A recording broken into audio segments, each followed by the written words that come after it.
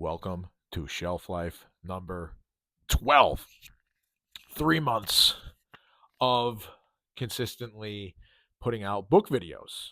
And I had no idea where they was going to start. And we're 3 months deep. So thank you for joining me. I don't know how I'm going to do this all day or all next 20 ish minutes or so. But today is a special episode. I can't tell if you can understand by the costume, but today we're going to do something a little bit differently. I told everybody that not so different. Typical deep breath.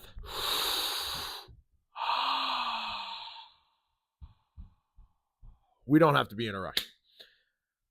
3 months deep. Thank you for being here. I'm trying not to have glare. I'm playing with the light, just like playing with the audio. It is a special episode today. Shelf Life 12. It was asked, what are my thoughts on the big guy? The big guy. For me, this is the big guy. Infinite Jest, David Foster Wallace. This is my copy. This is the one I read. As you can see, this side is fatter than this side because probably on the third day of having this book and bringing it to work, I had it in the bottom of my cooler and it spilled water all over it. So I just got it. I was excited about it, and the whole thing was already waterlogged. And I went through and I separated all these pages. So already more difficult than it needs to be. More difficult than it needs to be. But this episode is going to be all on my uneducated and first time around go at this experience of a novel. This is a completely different thing. I took some notes. I knew I was going to be doing this, so I decided to prepare for it. So I watched a couple of videos on Infinite Jest reviews, and there are a lot of smarty pantses out there who know everything and that can say everything so beautifully. And it's like, I'm completely out of my element here, dude. Like, who am I to be reviewing a book like this?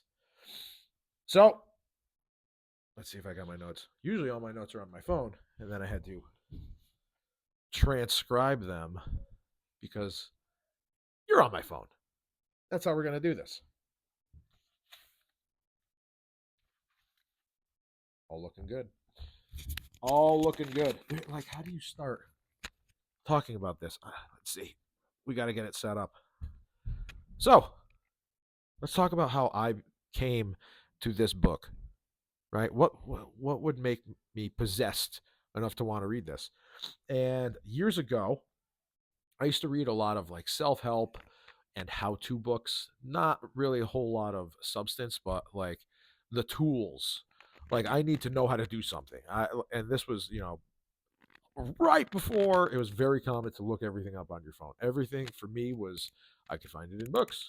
If I wanted to learn something, I would do it that way. But I wanted to start really reading literature, and I didn't necessarily want to go straight classics. Like I would read a lot of my own, and I would read like the how-to stuff and like the typical beginner reading for guys books.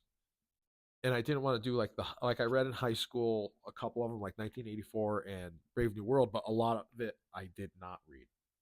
So in coming back to literature, I didn't want something that was necessarily like the classics that I missed in high school, but I wanted something with, a little more oomph to it. But like I didn't know anybody in that circle of reading, and I didn't really have anybody that could point me in any direction. So you start Googling what are the hard books.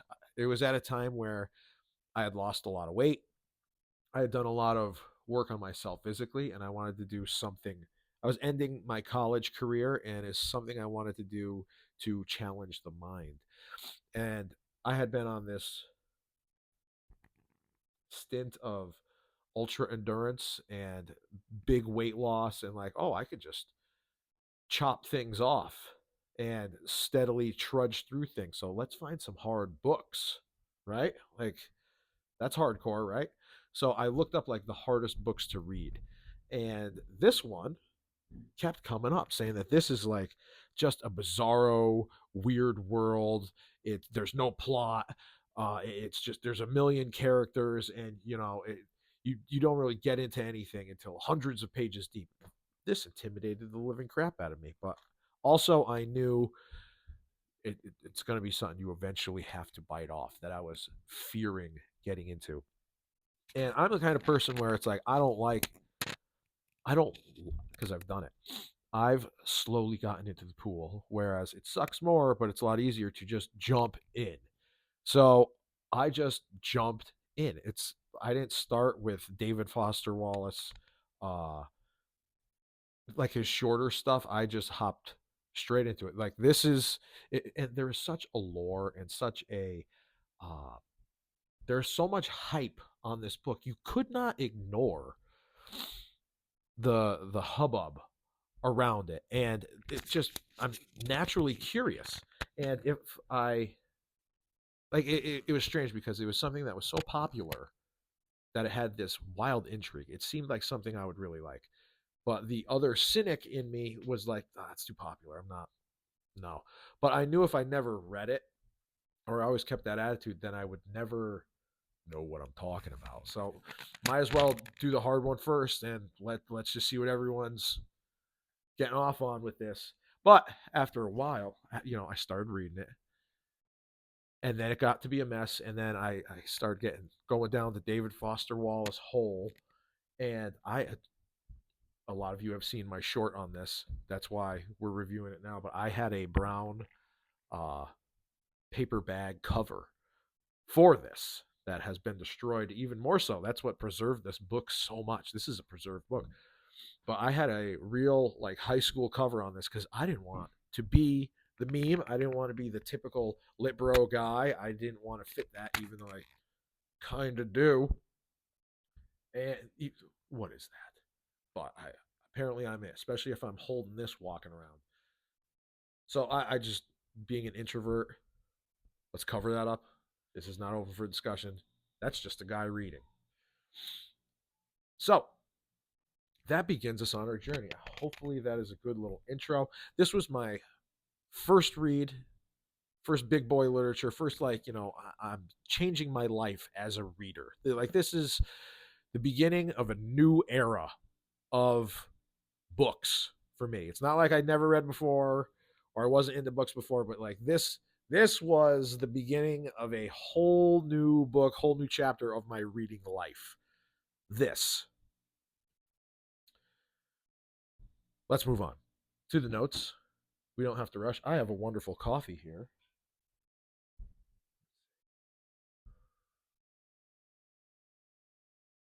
Not too hot. So, again, I'm not the most versed literature guy to be doing this review. I do feel a bit out of my element. But I mean, I'm this is like the layman's review. Like, hey, you can read it. Like, it's not too hard, guys. Review, and it was a first read. There were some things that went over my head. I mean, you're gonna miss some stuff, but this is my first slog through, and not that it was a slog. It was like my first go through. This is not a reread. This is not a literary analysis. I did not annotate this book. I just had fun with it, and I paced myself, and I just made my way through. And that's the kind of review we're gonna have. I'm not going to do any big spoilers, or anything I say in this isn't going to be any details in the book that I give away is not going to ruin your experience in reading it. So, um, again, I think that this book was like reading it was an experience. It's kind of like an entire culture was was written about versus having a plot. I'm just trying to see how because if you've read this book, you understand that where do you begin plot wise. So I'm going to go macro, and then I'm going to focus in, and then I'm going to talk about my experience reading this book. Um, what's the book about? The book is like North America, America, Canada, Mexico, the whole U.S. is now part of this thing called ONAN. Again, I'm not going to have all the details. And it's just like a whole new, strange kind of government, like the Hudson, New York, Montreal area has this thing called the Great Concavity, where everyone like mass trash is now hurled. Like this one chunk of land has been sacrificed as just like the dump. And there's friction between old U.S. and old Canada. Like it's a different, it's like a different world, but it's not too far fetched. Like everything's a little bit different. Time, like the year 2020 is not the year 2020. At some point, I forget when it was. Maybe it was the 90s. Maybe it was a little after the 90s in the early aughts. But time becomes subsidized. So you have the year of Glad, like the Glad company would buy the year, so everyone would say it's the year of Glad, or the year of the Depends uh, adult undergarment. Like that's the name of the year of the Dove, the Dove chocolate bar. Like everything is now bought and paid for in this big business kind of sense. I think. Let's see. Um, while we're still looking at government, there's a whole subset of different stories in the book. You have the main stories, and then you have side quests. And some of these side quests, looking at big picture government stuff, there is uh, assassins in wheelchairs. There's like this roving uh, governmental force of people in wheelchairs that are also like top notch assassins, and the history of them it goes into, and all of this wild lore. You follow these two OGs, and they're telling like old war stories from back in the day. And then even deeper to that, a lot of you find out that a lot of the wheelchair stuff has to do with this chicken game that people played with trains, and there were a lot of youngsters getting killed and getting their legs cut off, and it's like this whole, and that's like a complete side story. Like it's like a tertiary part of the plot. um Still zoomed out. Like a lot of this is also written in the footnotes, and that's another thing that's huge about this book. There are so many footnotes. I don't know how many there are. I think there's like over 1,000. Let's see. And here's another thing. Some of them are like, there's definitely hundreds. Some of them are just like so long that there's nothing in between. Like some notes can be 20, 25 pages. Other notes are, for example, note one, methamphetamine hydrochloride, aka crystal meth. That's it. So you have no idea what's going to happen when you get sent to the footnotes. And I've heard people say that they've read the book without reading the footnotes. I don't know how that can be done. This is not a book where you can skim. This is not a book where you can skip around. This is, you have to read it from cover to cover. And when there's a footnote, you stop, you go to that note, you read it in completion, you come back. Maybe there's some parts that you could graze by, but I read the whole thing. Not to be hardcore, but like maybe if I didn't understand it, fine. But like I'm not skipping parts. Don't skip it. Don't rob yourself. Moving on. Um, the book predicts. I think it's quintessentially a '90s book because even though it takes place in the future, and David Foster Wallace predicted a number of things he predicts Netflix, he predicts Instacart, he predicts Skype, but all these things are predicted, but there's no cell phone in the book, and everyone's still on these cassette tapes as how they uh, consume media. So it's like this '90s futuristic scape, culture scape, landscape, times. It's bizarre. It's an experience, but it does all fit together. Excuse me. Let's see. 100 pages, not optional. Yeah, hundreds of pages, not optional. You have to read your footnotes.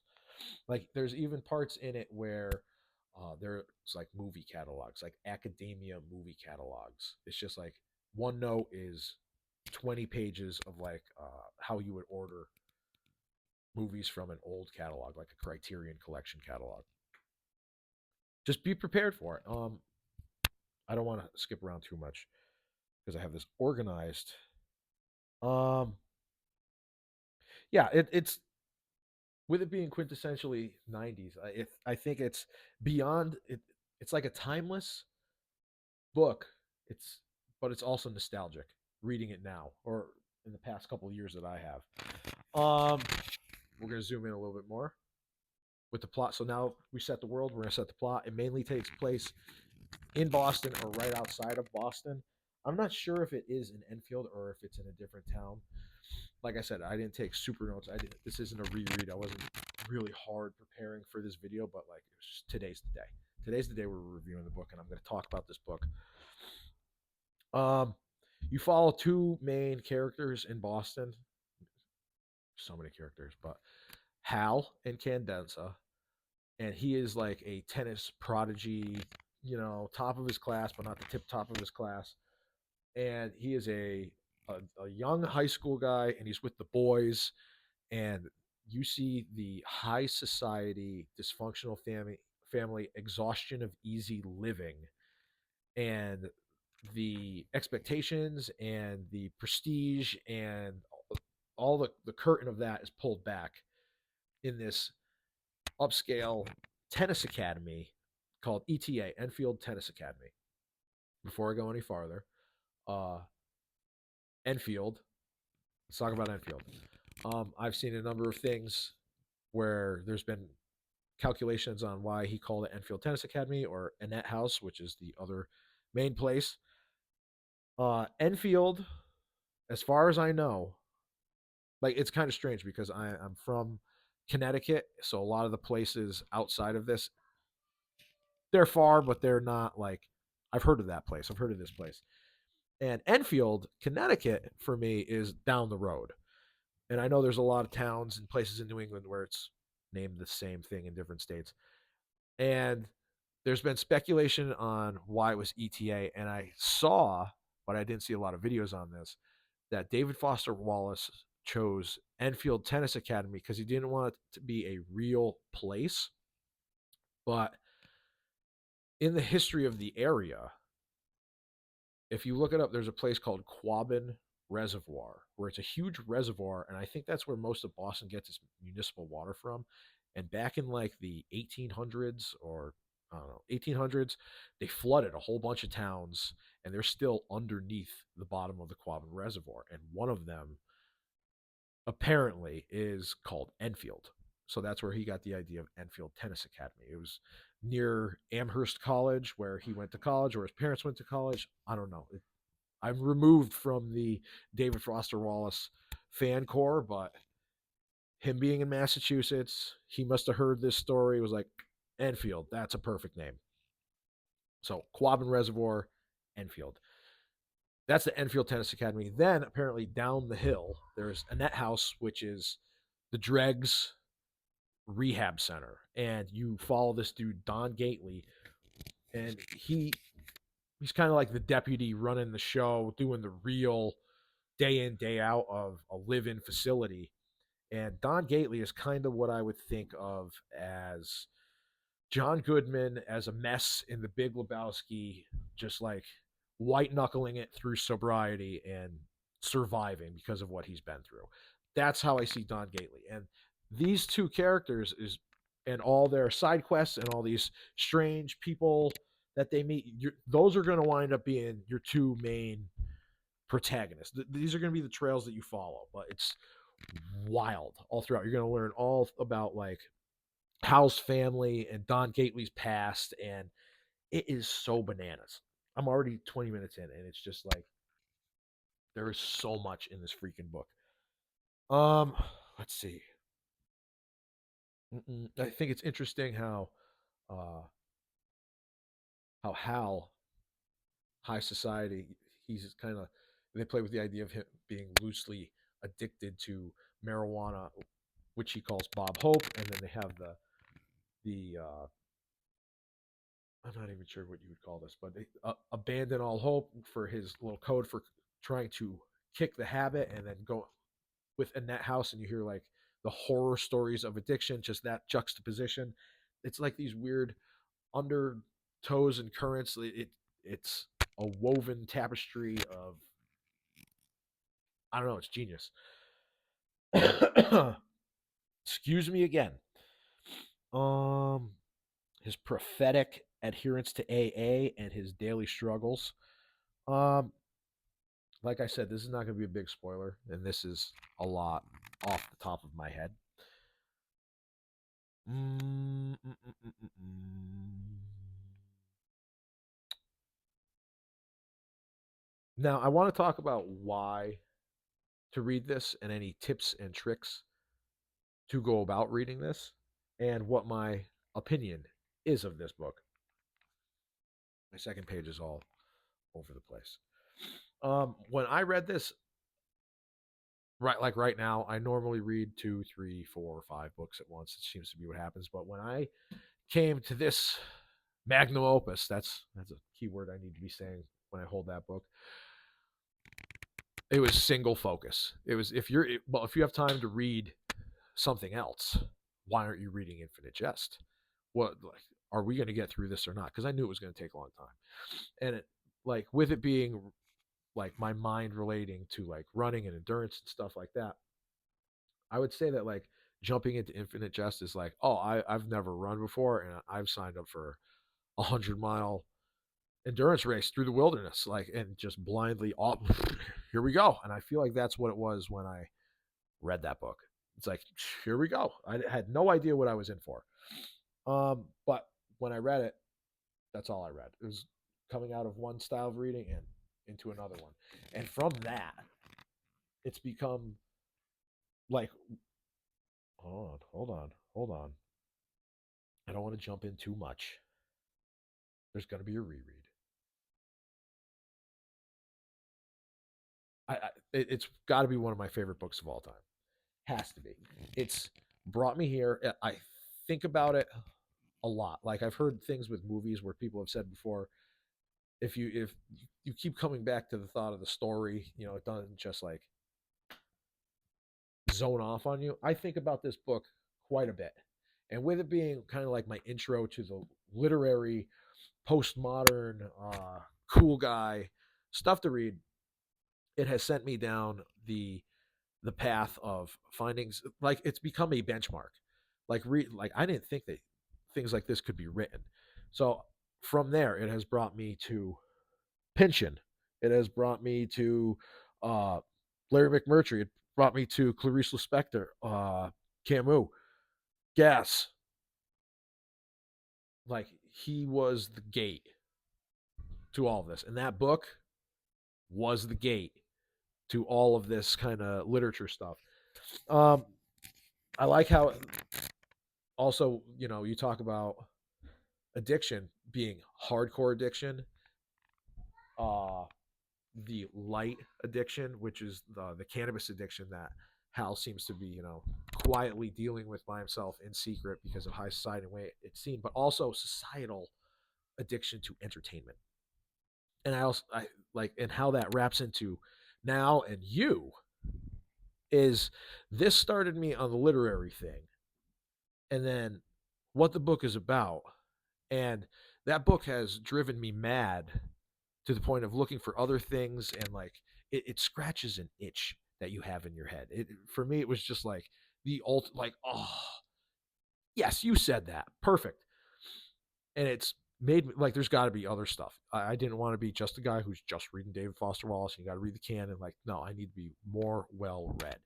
So once I started branching out, like, it sent me down the path, and all the way to the point where I've come full circle, and now I'm making content on technology on a screen that you're watching. So this book is responsible for this content. Like, bizarre. Bizarre. Tips on getting through this thing. besides single focus. I also just random comments. I consider this book to be like the Daria of books. If you know the late 90s, early aughts, there was a show on MTV called Daria. This book is Daria. Um, like I said, I think it's great. Oh, another thing I like about it is I think that this, when you're reading it, you can kind of feel this. I like a full send. It doesn't matter the quality. This is exceptional quality, but even in like extreme music or in any kind of art, I like an unabashed. If you know you have the chops, let's see it. And I feel like Infinite Jest was David Foster Wallace knowing what he's capable of, being self aware, like, regardless of what you think about the guy, knowing his craft, knowing how to communicate, and it's a full send. I think this is him just like, this is what I got, and like an exhaustive, take it or leave it. And I think that's super punk rock. Like I that's the vibe I got from it. It was a full exhaustive send. It was a PR, if you will, with the English language. Like I think it will be studied in colleges for years. I think it will mark. It has left a huge scar on the face of written word, and I think it will be it will be a goalpost, not a goalpost, but like it's gonna be like when when Infinite Jest hit the shelves, this era of literature started. I really do think that it's that significant and important of a book, in my opinion. And whether, even if you hate it, you can't deny the fact that it's an important book. Mm-mm-mm.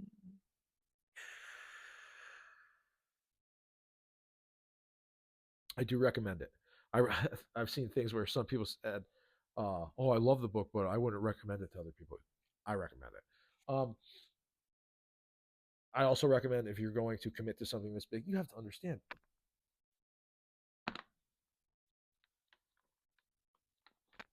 it's big. Two bookmarks. You're going to need two bookmarks because you will get lost. I have this bookmark, and then you have the other one for the notes. If you don't already have a reading habit, this is a great way to get a reading habit. Commit. You can't commit to pages either. If you hit the wrong footnote, oh, I'm going to read one page a day, one page, then you hit a footnote. Now that's 22 pages. Now it's 48 pages. Like, pick it up, carry it with you, keep it accessible.